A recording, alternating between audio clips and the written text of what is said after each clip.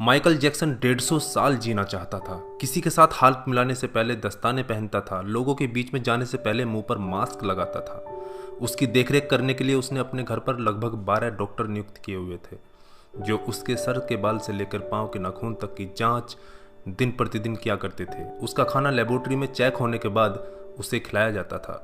उसको व्यायाम कराने के लिए 15 लोगों को रखा हुआ था। माइकल जैक्सन अश्वेत था। उसने 1987 में प्लास्टिक सर्जरी करवाकर अपनी त्वचा को गोरा बनवा लिया था। अपने काले माँ बाप और काले दोस्तों को भी उसने छोड़ दिया। गोरा होने के बाद उसने गोरे माँ बाप को किराए पर लिया और अपने दोस्त भी गोरे बनाए। शादी भी गोरी औरतों के साथ की। नवंबर 15 को माइकल ने अपनी नर्स डेबी रो से विवाह किया, जिसने प्रिंस माइकल जैक्सन जूनियर और पेरिस माइकल कैथरीन को जन्म दिया। वो 150 साल तक जीने के लक्ष्य को लेकर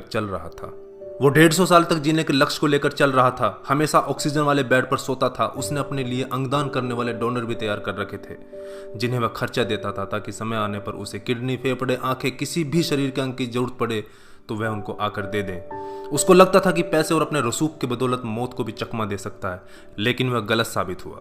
25 जून 2009 को उसके दिल की धड़कन रुकने लगी। उसके घर पर 12 डॉक्टर्स की मौजूदगी में हालत काबू में नहीं आए। सारे शहर के डॉक्टर उसके घर पर जमा हो गए, वह भी उसे नहीं बचा पाए। उसने 25 साल तक बिना डॉक्टर से पूछे कुछ नहीं खाया था। अंत समय में उसकी हालत बहुत खराब हो गई थी।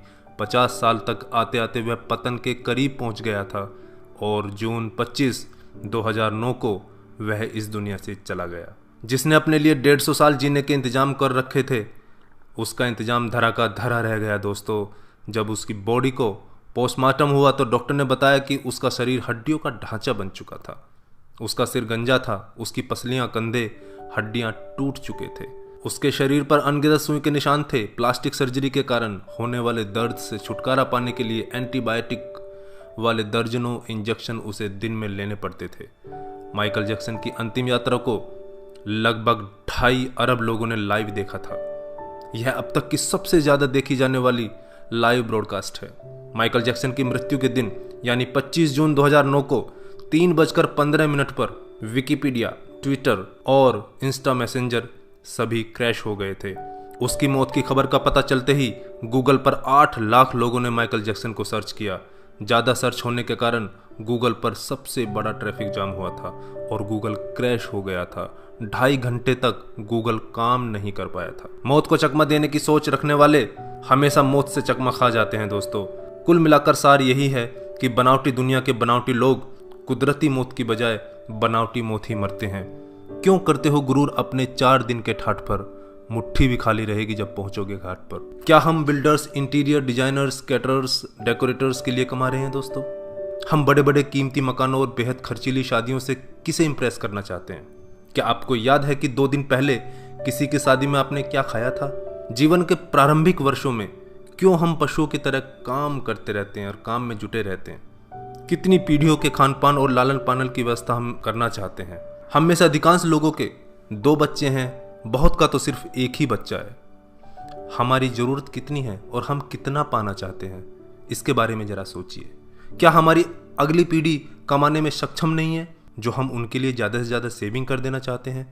क्या हम सप्ताह में 1.5 दिन अपने मित्रों, अपने परिवार और अपने लिए स्पेयर नहीं कर सकते? क्या आप अपनी मासिक आय का 5% अपने आनंद के लिए, अपनी खुशी के लिए खर्च करते हैं? सामान्यतः जवाब नहीं में ही होता है। हम कमाने के साथ साथ आनंद भी क्यों नहीं प्राप्त कर सकते दोस्तों?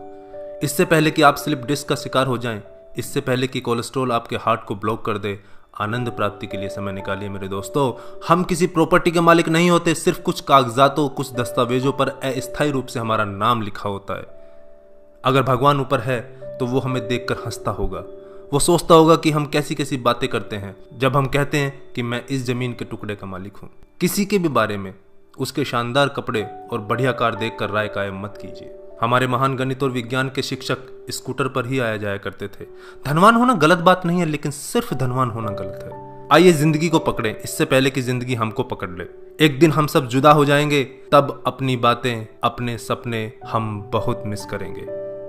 दिन, महीने, साल गुजर जाएंगे, शायद कभी कोई संपर्क नहीं रहेगा, एक रोज हमारी बहुत पुरानी तस्वीर देखकर हमारे बच्चे हमसे पूछेंगे कि तस्वीर में ये दूसरे लोग कौन हैं। तब हम मुस्कुराकर अपने अदरस आंसुओं के साथ बड़े फक्र से कहेंगे, ये वो लोग हैं जिनके साथ मैंने अपने जीवन के बेहतरीन दिन गुजारे थे। मेरे दोस्तों, जीना सीखिए। धन्यवाद। जय हिंद।